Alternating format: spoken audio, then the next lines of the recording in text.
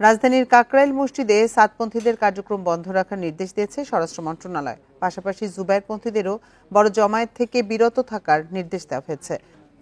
এ নিয়ে আরো জানাতে রাজধানী কাকরাইল থেকে আমাদের সাথে যোগ দিচ্ছেন সহকর্মী জাহিদুল ইসলাম। জাহিদ, আপনি সকাল থেকেই তো সেখানে অবস্থান করছেন, এই মুহূর্তে সেখানকার পরিস্থিতি কেমন দেখছেন? সার্বিক নিরাপত্তা ব্যবস্থা কেমন দেখছেন সেখানে?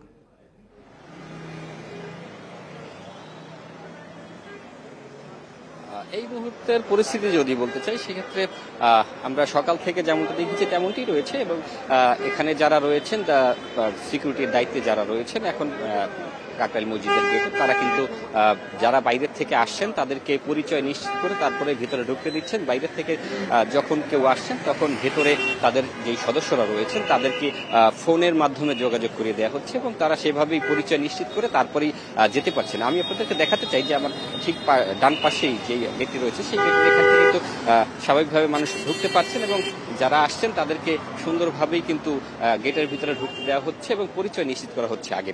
আর দ্বিতীয় যে বিষয়টা বলবো সেটি হচ্ছে সাতপন্থীদের যাদেরকে সাতপন্থীরা এখন আসলে ভিতরে অবস্থান করতে পারছেন না এবং তারা এখন এই জায়গায় নেই এবং এখানে যারা জুবায়েরপন্থী আমরা যাদেরকে বলছি আসলে তারা দাবি করছেন যে আসলে তারা জুবায়েরপন্থী বলতে আসলে কিছু নেই। তারা বলছেন যে এটা ওলামা পক্ষের এবং জুবায়ের সাহেব যদি আজকে সে যদি সাদ সাহেবের মতো যদি তারা নানান ভাবে কথা বলেন সেক্ষেত্রে তারাও জুবায়ের সাহেবকেও তারা আসলে পরিত্যাগ করবেন এবং ওলামারা যেই কথাগুলো বলছেন তারা সেই কথাগুলোই আসলে মানতে চান এবং এখানে তারা কোনো পক্ষপাতিত্ব করতে চান না। যে ইস্তেমা তারা চাচ্ছেন যে ইস্তেমা আসলে একটি পক্ষের ইস্তেমাই হবে, যেটি একদিনেই হবে, একবারই হবে আসলে।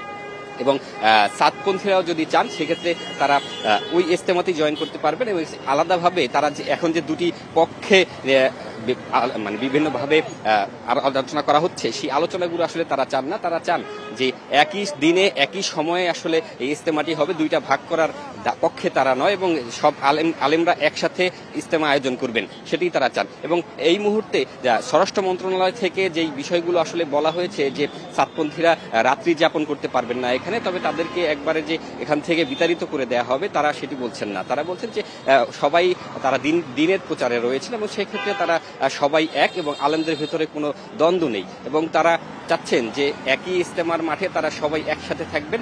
তবে এখানে যদি কেউ বিশৃঙ্খলা করতে চায় সেক্ষেত্রে তারা প্রতিহত করবেন এবং আমরা সকাল থেকে যে পরিস্থিতিটা দেখেছি সেটি ভিতর থেকে কিন্তু বিভিন্ন যারা আসছেন তাদেরকে স্বাগত জানানো হচ্ছে এবং ভিতরে প্রবেশ করতে দেয়া হচ্ছে। ভিতরে কিন্তু সিকিউরিটির জন্য অনেক তাবলিগ জামাতের কর্মীরা রয়েছেন যারা কিন্তু আসলে ভিতর থেকে তাদের দায়িত্ব পালন করছেন এবং সেই সাথে রয়েছে পুলিশের বিশেষায়িত একটি ইউনিট যে এপিবিএন, তারা কিন্তু সকাল থেকেই এখানকার পরিস্থিতি দেখছেন এবং তারা এখানে কোনো অপ্রীতিকর পরিস্থিতি তৈরি না হয় সেটি আসলে তারা দেখার চেষ্টা করছেন। এবং সকাল থেকে আমরা আরো দেখেছি যে পুলিশের বড় বড় কর্মকর্তারাও কিন্তু এখানে এসেছেন এবং তারাও এসে বিভিন্ন রকম নির্দেশনা দিয়ে গিয়েছেন যে আসলে তাদের যেই এখনকার যে পরিস্থিতিটি রয়েছে সেই পরিস্থিতি যেন কোনোভাবেই বিগড়ে না যায় এবং যারা এখন পর্যন্ত এখানে কাজে রয়েছেন তারা যেন আসতে এখন পর্যন্ত যে কার্যক্রম তাদের রয়েছে সেটি স্বাভাবিক পর্যায়ে রয়েছে এবং যেহেতু আজকে জুমার দিন সেক্ষেত্রে এখানে নামাজের যেন অন্যান্য যারা আসবেন তাদেরকে যেন তাদের জন্য কোনো সমস্যা না হয় সেটি তারা আসলে